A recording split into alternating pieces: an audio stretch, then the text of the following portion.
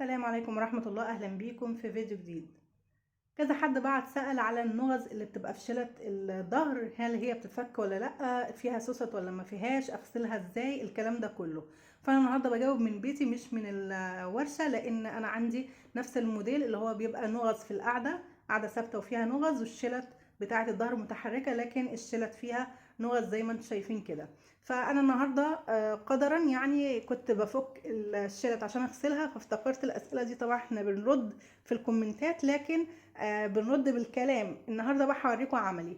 فانا كنت بفك كده الشلت بتاعتي عشان اغسل الوشاش بتاعتها. فلما افتكرت الناس اللي بعتت دي، قلت اصور لهم فيديو اوريهم عملي ازاي بنفك النغز بتاعه الشلت. وطبعا هي بيبقى فيها سوسته يا جماعه من تحت. هوريكم كل ده دلوقتي. وادي الكسوه الداخليه، دي كسوه عبك. ودي الكسوه الخارجيه اللي هي بتبقى من قماش اللي جاي مع الركنه، تعمل لها كسوه خارجيه بالسوسته، وبيتعمل لها النغز ديت كده. فهوريكم النهارده ازاي نفك النغز ديت، وطبعا هنغسل الكسوه ونرجع نلبسها تاني، وازاي نعمل النغز تاني في البيت. تمام. بصوا يا جماعه، ادي النغزه اهي والتانيه قصادها اهي.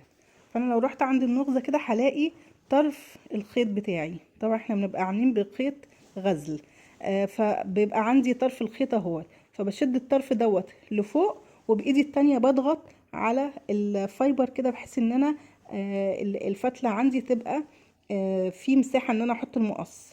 تمام. شايفين كده لما بضغط طرف الفتله بيبان اهو.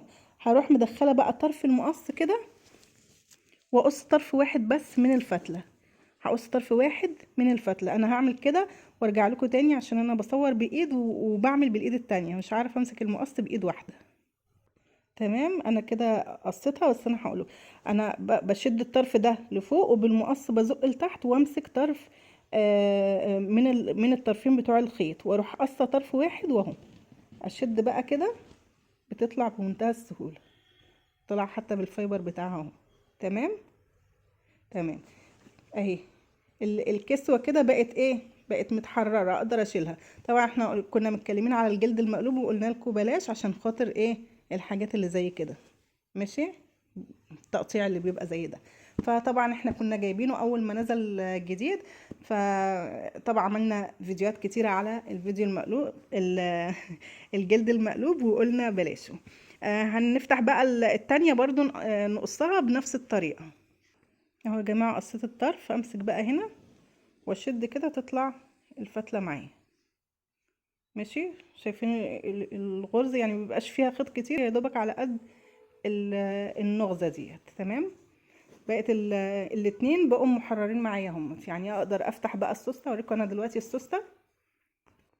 ابص السوسته من اول هنا للاخر، واخده للاخر عشان اقدر البس براحتي. تمام. ادي الكسوه اللي جوه العبكه اهي. طبعا زي دولت كده هنرصهم فوق بعض، نروح نغسل الكسوه ونرجع تاني.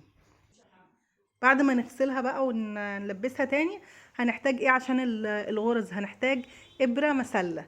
المسله دي بتبقى ابره طويله قوي، بحيث ان احنا لما ندخلها من مكان النغز ده، نقدر نسحبها من الجنب التاني، ما تتعبناش يعني. طبعا احنا بنشتغل بالابره العوجه ديت، بس احنا بنعرف نتحكم فيها. لو انتوا بقى في البيت مش هتعرفوا تتحكموا في العوجه دي، لان هي بتبقى قصيره شويه وفيها دوران كده، فيعني هتتعبكم. فالمسله دي هتبقى اسهل ليكم، بتبقى ابره مستقيمه عادي كده، ما فيهاش دورانات ولا اي حاجه، فسهل ان احنا نجيبها. طيب احنا بقى بنعمل النغز دي بالخيط الغزل. بما اني بقى في البيت مش في الورشه، وما عنديش خيط غزل في البيت، فبجيب خيط خياطه عادي خالص بس يكون جامد، وبطبق الخيط على 4 اطراف. ماشي. وبعدين بلضمه. شايفين طبعا الابره الفتحه بتاعتها كبيره ازاي. بقدر الضمها بمنتهى السهوله. فانا مطبقه كده 4 اطراف خيط ولضماها. طبعا ما بعملهوش مجوز، انا بعمل الاربعه بيبقوا طرف كده هنا، ويا دوبك بس تانية على قد ايه ان هي بس تمسك لي الخيط، ما يفلتش من الابره. تمام. ومش بربطها من تحت ولا حاجه، يعني بسيبها. تمام. يبقى ده البديل لايه؟ لخيط الغزل. خيط خياطه يكون جامد، اطبقه على 4 اطراف. ماشي. وبعدين الضم. خلاص. تعالوا بقى اوريكم النغزه بتتعمل ازاي.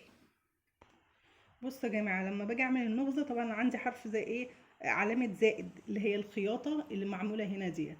فبعمل ايه، بدخل النغزه من ناحيه واعملها ولما اجي اطلع الغرزه من تحت بطلعها من قصادها. ماشي، مطلعهاش من نفس المكان او من المكان اللي جنبه كده، لا بخليها كده الاتنين قصاد بعض. تمام تمام تمام. بقى ندخل هنا الابره بتاعتي من هنا، بدخل وايدي من تحت بتقابل الابره. انا كده ايه، مسكت الابره من تحت اهي، شايفين؟ واسحب واخلي بالي ان الخيط ما يفلتش مني. تمام تمام. اجي بقى ادخلها، بدخلها من ايه، من قصاد منها، زي ما لو انا عامله مثلا حرف اكس بدخل قصاد بعض اهي من هنا كده برضو، وايدي من تحت. ناخد بالنا طبعا عشان ما نتعورش من سن الابره. بنزل بالراحه كده لحد ما امسك طرف الابره واروح قلبه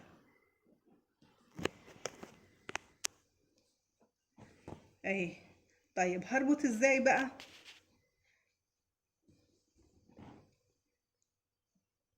ممكن الغي الابره كده خالص، اعمل ربطه واحده بس، ربطه واحده اهي. ماشي، واشد بقى، اثبت طرف اهو، هثبته هنا واتكه بايدي او بصباعي، اتكه هنا. ماشي، اتكه واشد الطرف التاني اهو. ماشي، بتكه بنزل الفايبر وبشد الطرف التاني. عملت النغزه بتاعتي اهي. لو معايا حد يساعدني يتكلي هنا وعشان اربط واعمل كمان عقدتين 3 4 تمام. معيش حد، بحاول ان انا بقى ايه ادبر اموري يعني. طبعا احنا متعودين على الحاجات دي، فاقدر ان انا اربط كمان ربط. بثبت صباعي هنا وبلف الخيط كده واعقد.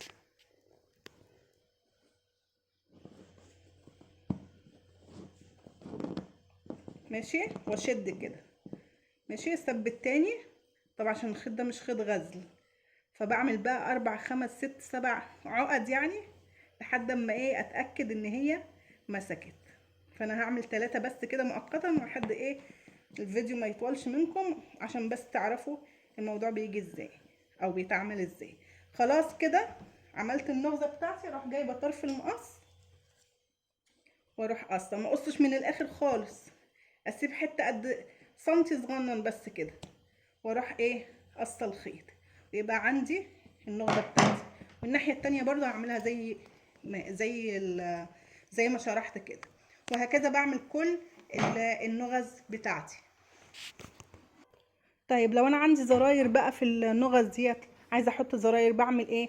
بحط الزرار الاول في الابره، وبعد كده اعمل النغزه زي ما وريت لكم. تمام. وبعدين لما بطلع الابره من تحت من الطرف التاني او من الجنب التاني، بروح حاطه الزرار التاني، وبعمل نفس الخطوات اللي قلت لكم عليها في الايه، في النغزه دي. يعني الخطوات هي بس الزرار، بحط زرار الاول قبل ما ابتدي النغزه الاولانيه، ولما بطلع الابره من ورا واروح حاطه الزرار التاني واكمل نفس الخطوات. تمام كده. وبس كده، ده كان الفيديو بتاعنا النهارده. لو في اي حاجه مش واضحه في الفيديو اكتبوا لنا في التعليقات وهنرد عليكم ان شاء الله. يا رب الفيديو يكون عجبكم. اذا عجبكم الفيديو اعملوا لايك واشتركوا في القناه، والسلام عليكم ورحمه الله.